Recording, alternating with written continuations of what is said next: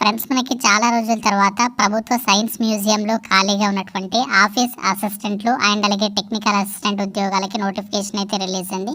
చేరగానే మీకు 51,000కి పైగా సాలరీ అనేది పే చేస్తున్నారు. ఇంటర్ లేదంటే 12th పాస్ అయినటువంటి క్యాండిడేట్స్ అందరూ కూడా అప్లై చేసుకోవచ్చు. ఎటువంటి ఎక్స్పీరియన్స్ కూడా అవసరం లేదు.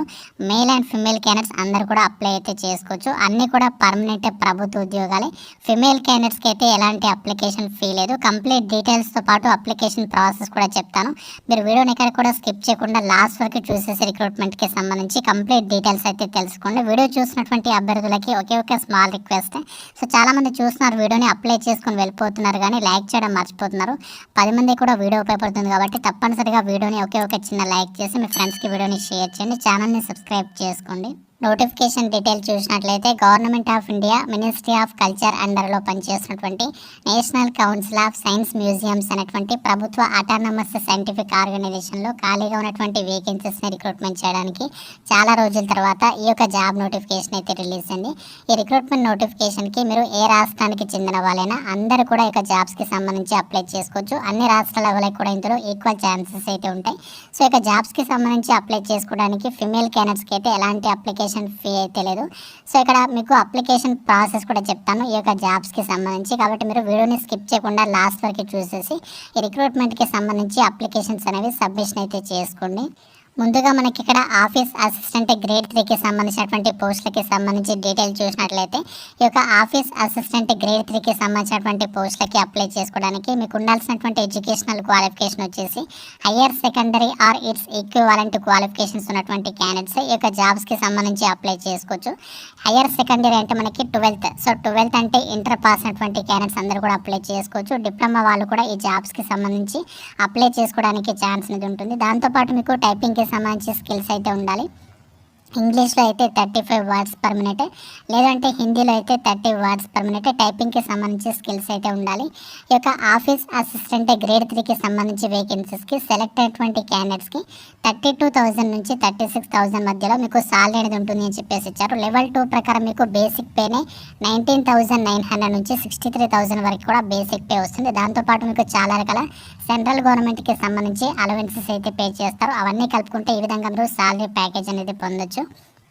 ఈ ఆఫీస్ అసిస్టెంట్ గ్రేడ్ 3కి సంబంధించినటువంటి వేకెన్సీస్కి అప్లై చేసుకోవడానికి మీకు ఉండాల్సినటువంటి ఏజ్ లిమిట్ విషయానికి వచ్చినట్లయితే మినిమం మనకి 18 నుంచి జనరల్ వాళ్ళు 25 ఇయర్స్ వరకు అప్లై చేసుకోవచ్చు. ఓబీసీ వాళ్ళైతే 28 ఇయర్స్ వరకు అప్లై చేసుకోవచ్చు. ఎస్సీ ఎస్టీ వాళ్ళైతే మాత్రం 30 ఇయర్స్ వరకు కూడా అప్లై చేసుకోవడానికి ఛాన్స్ అనేది ఉంటుంది. ఈ యొక్క ఆఫీస్ అసిస్టెంట్ గ్రేడ్ 3కి సంబంధించి వేకెన్సీస్కి సెలెక్ట్ అయినటువంటి క్యాండిడేట్స్ మీరు చేయాల్సినటువంటి వర్క్ ఏంటి అని చెప్పేసి కంప్లీట్గా ఇక్కడ జాబ్ డిస్క్రిప్షన్ అయితే ఇచ్చారు.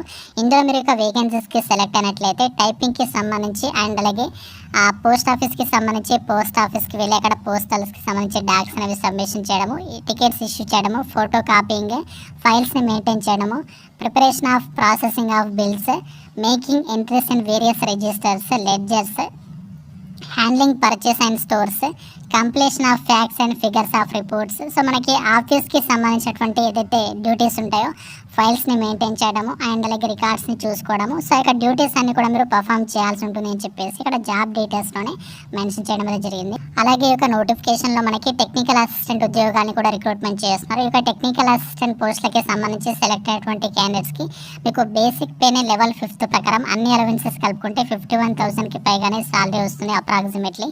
ఈ యొక్క టెక్నికల్ అసిస్టెంట్ ఉద్యోగాలకి ఎవరు అప్లై చేసుకోవచ్చు అంటే సివిల్కి సంబంధించినటువంటి విభాగంలో డిప్లొమా అనేది ఎవరైతే కంప్లీట్ చేస్తున్నారో 3 ఇయర్స్ కోర్స్ వాళ్ళ యొక్క జాబ్స్కి సంబంధించి అప్లై చేసుకోవచ్చు.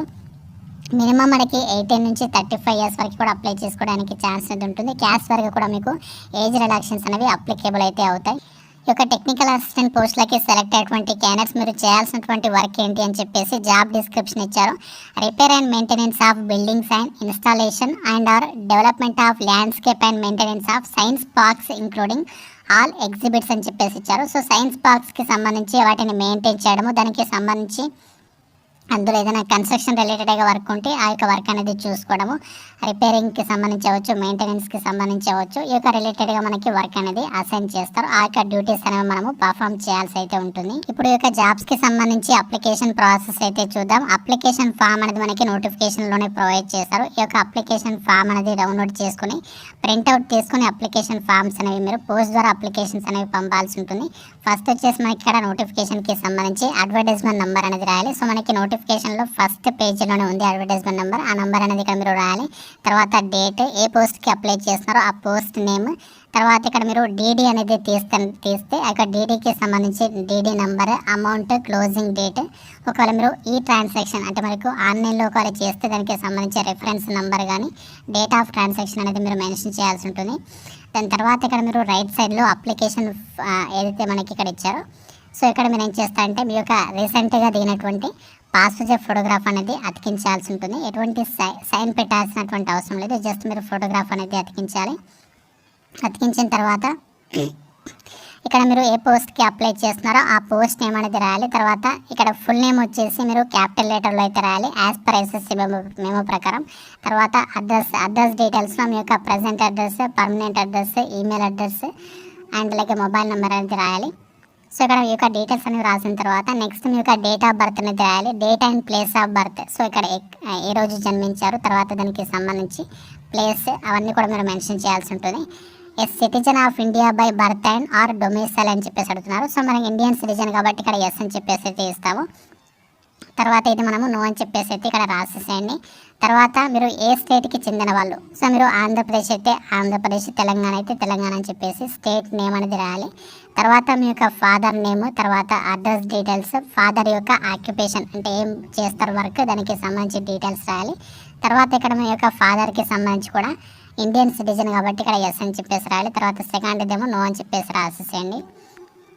నెక్స్ట్ ఇక్కడ మీరు ఏ రిలీజియన్, సో ఏ రిలీజియన్ అయితే ఆ రిలీజియన్ అనేది ఇక్కడ మీరు మెన్షన్ చేయండి. తర్వాత ఎస్సీ అండ్ అలాగే ఎస్టీ ట్రైబల్ కమ్యూనిటీకి చెందిన వాళ్ళ ఇక్కడ మీరు అడుగుతున్నారు ఇక్కడ బ్యాక్వర్డ్ క్లాసెస్ అని చెప్పేసి. సో ఇక్కడ మీరు ఏ క్యాస్ట్ అయితే దానికి రిలేటెడ్గా ఇక్కడ ఎస్ నో అని చెప్పేసి మెన్షన్ చేసేసేయండి. ఫిజికల్లీ హ్యాండిక్యాప్డ్ వాళ్ళైతే ఇక్కడ ఎస్ లేకుంటే నో అని చెప్పేసి పెట్టాలి. ఆర్యుఎన్ ఆంగ్లో ఇండియన్ కాదు కాబట్టి ఇక్కడ నో అని చెప్పేసి రాసేసేయండి. ఈ విధంగా మీరు కంప్లీట్గా అప్లికేషన్ ఫామ్ అనేది ఏదైతే డీటెయిల్స్ అడిగారో అన్నీ కూడా మీరు రాసేసి అప్లికేషన్ ఫామ్తో పాటు మీ యొక్క ఎడ్యుకేషనల్ డాక్యుమెంట్స్ జిరాక్స్ కాపీస్ అని కూడా అటాచ్ చేసి మనము పోస్ట్ ద్వారా అప్లికేషన్స్ అనేవి పంపాల్సి ఉంటుంది. అప్లికేషన్స్ అనేవి మనము ఏ అడ్రస్కి పంపాలి అని చెప్పేసి కంప్లీట్గా నోటిఫికేషన్లో అడ్రస్ అనేది మెన్షన్ చేశారు. ఈ యొక్క అడ్రస్కి మీరు స్పీడ్ పోస్ట్ ద్వారా కానీ, రిజిస్టర్డ్ పోస్ట్ ద్వారా కానీ, కొరియర్ ద్వారా కానీ మీరు అప్లికేషన్స్ అనేవి పంపొచ్చు. మార్చ్ 11th వరకు కూడా లాస్ట్ డేట్ ఇచ్చారు. అప్లికేషన్ ఫామ్తో పాటు మీ యొక్క జిరాక్స్ కాపీస్ అన్నింటి మీద కూడా సైన్ చేసేసి వాటిని ఎన్వలప్ కవర్లో పెట్టేసేసి పోస్ట్ ఆఫీస్కి వెళ్ళి మనము అప్లికేషన్ పంపాల్సి ఉంటుంది. అప్లికేషన్ ఫీజుకి సంబంధించి డీటెయిల్స్ చూసినట్లయితే అమ్మాయిలకి, SC ST physically handicapped persons, ex service men వాళ్ళకి ఎలాంటి ఫీ లేదు, వీళ్ళందరూ కూడా ఫ్రీగా అప్లై చేసుకోవచ్చు. సో మిగతా అభ్యర్థులు మాత్రమే మనకి ఇక్కడ నోటిఫికేషన్లో ఇచ్చినటువంటి 885 రూపీస్ అప్లికేషన్ ఫీ అనేది మీరు ఆన్లైన్లో కానీ లేదంటే బ్యాంకుకి వెళ్ళి డీడీ రూపంలో కానీ మీరు ఫీ అనేది పే చేయొచ్చు. ఒకవేళ మీరు డీడీ తీయాలనుకుంటే national council of science museum చెప్పేసి ఈ యొక్క పేరు మీద డీడీ తీయాలి. లేదంటే మీరు ఆన్లైన్ ట్రాన్స్ఫర్ కూడా చేసుకోవచ్చు. ఆన్లైన్ ట్రాన్స్ఫర్ చేయడానికి ఇక్కడ అకౌంట్ నెంబర్ ఇచ్చారు, అన్ని డీటెయిల్స్ ప్రొవైడ్ చేశారు. మీరు ఆన్లైన్ పేమెంట్ చేస్తే దానికి సంబంధించి రెఫరెన్స్ నెంబర్ ఆ డీటెయిల్స్ అనేవి అప్లికేషన్ ఫామ్లో రాసేస్తే సరిపోతుంది. సో ఈ విధంగా మనకి ఇక్కడ అప్లికేషన్ ఫీ డీటెయిల్స్ అయితే మెన్షన్ చేయడం అయితే జరిగింది. ఫ్రెండ్స్ ఇది మనకి అఫీషియల్గా national council of science museum నుంచి రిలీజ్ అయినటువంటి office assistant grade 3 technical assistant పోస్టులకి సంబంధించి జాబ్ నోటిఫికేషన్ డీటెయిల్స్. ఆఫీస్ అసిస్టెంట్కి సంబంధించి 4 వేకెన్సీస్ని రిక్రూట్మెంట్ చేస్తున్నారు. టెక్నికల్ అసిస్టెంట్కి సంబంధించి 2 వేకెన్సీస్ని రిక్రూట్మెంట్ చేస్తున్నారు. ఈ అన్ని ఉద్యోగాలు కూడా మనకి ఇక్కడ జనరల్ కేటగిరీలలో, ఓబీసీ, ఎస్సీ కేటగిరీలలో వేకెన్సీస్ ఉన్నాయి కాబట్టి మీరు ఏ క్యాస్ట్కి చెందిన వారైనా అప్లై చేసుకోవచ్చు. మీకు జాబ్ పోస్టింగ్ వచ్చేసి ఒక అదర్ స్టేట్లోనే జాబ్ పోస్టింగ్ ఉంటుంది. బట్ మనకి పర్మనెంట్ జాబ్స్ కాబట్టి ఇంట్రెస్ట్ ఉన్నటువంటి క్యాండిడేట్స్ ఎవరు కూడా మిస్ చేసుకోదు. ఆల్ ఇండియా సర్వీస్ లేబిలిటీ అనేది ఉంటుంది కాబట్టి మన సొంత రాష్ట్రాల్లో కూడా ఫర్దర్గా జాబ్ అనేది ట్రాన్స్ఫర్ చేసుకోవడానికి ఛాన్సెస్ అయితే ఉంటాయి. వీటికి సంబంధించి లింక్స్ అని కూడా మీకు డిస్క్రిప్షన్లో కామెంట్ సెక్షన్లో అయితే ప్రొవైడ్ చేస్తాను. ఆ లింక్స్ మీద క్లిక్ చేసి రిక్రూట్మెంట్కి సంబంధించి మరిన్ని డీటెయిల్స్ అనేవి చెక్ చేసుకోవచ్చు. ఇంకా మీకు నోటిఫికేషన్కి సంబంధించి మన డౌట్స్ ఉన్నట్లయితే నాకు కామెంట్ రూపంలో తెలపండి. డెఫినెట్గా లైక్ చేసి మీ ఫ్రెండ్స్కి వీడియోని షేర్ చేయండి, ఛానల్ని సబ్స్క్రైబ్ చేసుకోండి. Thank you friends, have a nice day.